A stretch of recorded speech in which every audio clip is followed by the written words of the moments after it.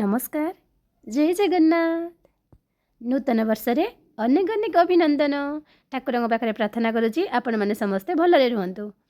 एबे आम रेडी हो सारूँ एबे जाऊँ मंदिर। आज एत जोरे कुहुड़ी होता जे आम प्रायतः 11:30 पर जाइलु मंदिर को तथापि कुहुड़ी छाड़ी नाला मु मोर रोषे करदे पलि मंदिर मंदिर आम पूजा करूँ।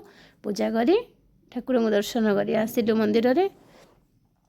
एपटे आम ठुपुली कौ गोटे जगार गोटे मिनिट भी छिड़ा हेनी एटी से बदमाशी करुँची खाली एटी दौड़ी से दौड़ी एमती आम पलि आसलु घर को जमीक मुझे रोषे कर रखीदे जाइली।